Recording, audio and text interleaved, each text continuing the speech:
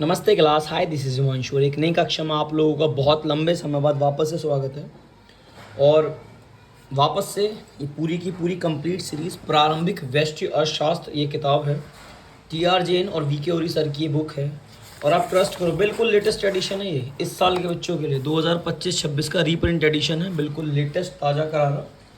और एक एक करके जितने भी चैप्टर्स हमारे सिलेबस में कवर हो सकते हैं, हम उन सभी के सभी चैप्टर्स को यहाँ पे कवर करेंगे। चलो थोड़ा सा आगे मुझे क्या आ रहा है, ठीक आ रहा है, ठीक है।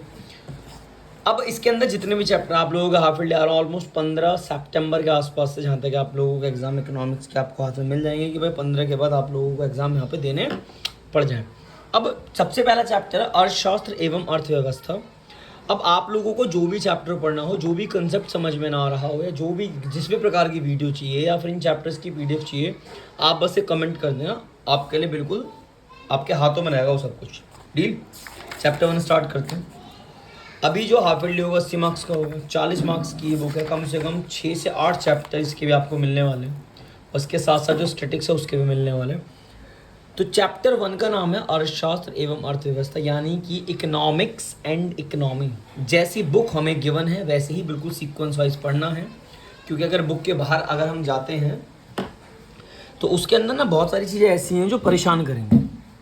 अब सबसे पहला शब्द ये है कि अर्थशास्त्र के विषय में, अबाउट इकोनॉमिक्स। तो शब्द का जो ओरिजिन है, यानी कि शब्द पैदा कहाँ से हुआ है, बना कहाँ से है, इसका उद्गम कहाँ से हुआ है। अंग्रेजी भाषा में अर्थशास्त्र की उत्पत्ति ग्रीक भाषा के दो शब्द ओइकस ना, ये देखो सबसे पहले याद रखना, हाउस होल्ड सेक्टर्स को जो कहते हैं ना, जो हमारी गृहस्थी होती है उसके इस्तेमाल होता था।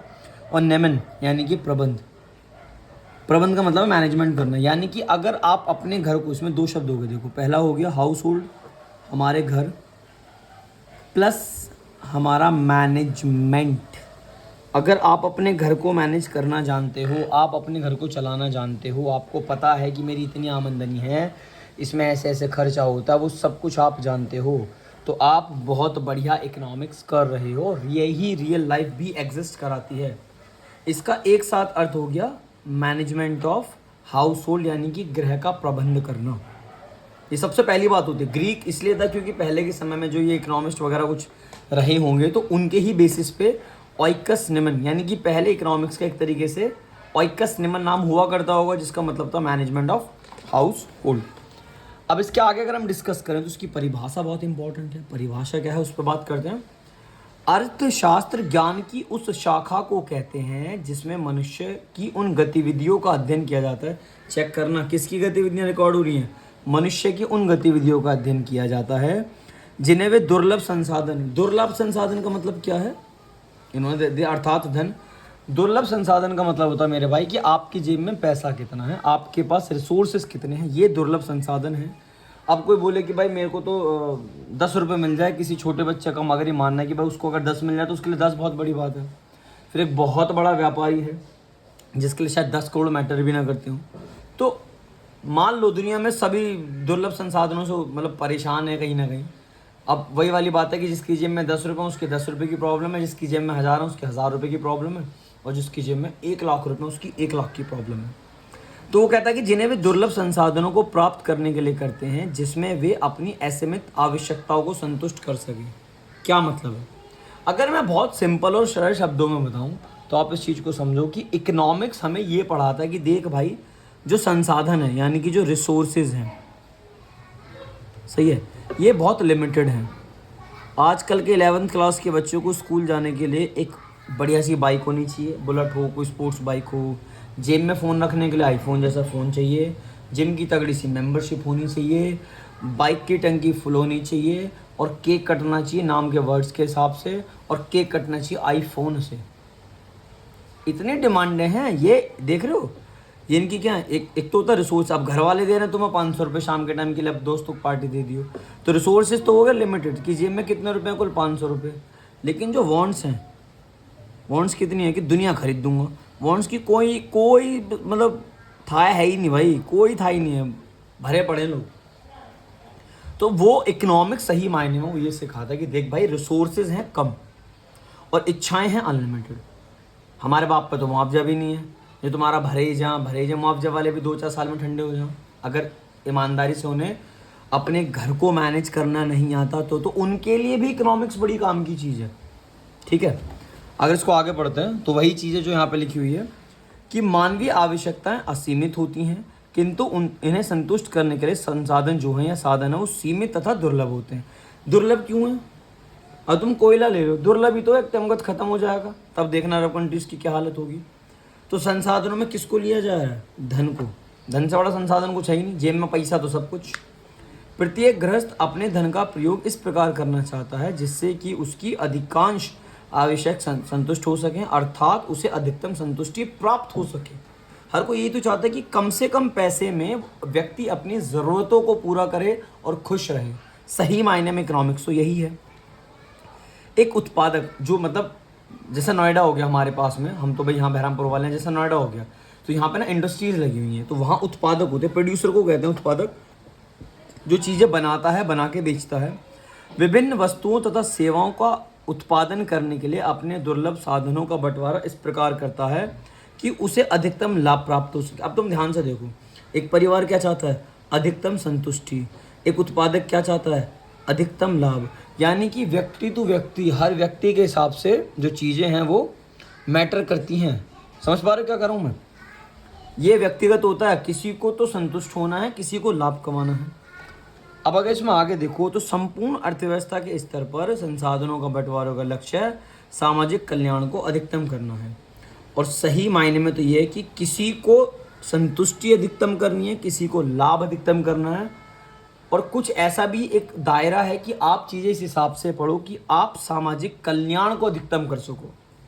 ठीक है, तो ये डेफिनेशन के रिलेटेड था। क्या डन है? थोड़ा सा और है। ठीक है, ओके। डेफिनेशन को इस प्रकार परिभाषित किया जाता है कि अर्थशास्त्र उस मानवीय व्यवहार का विज्ञान है।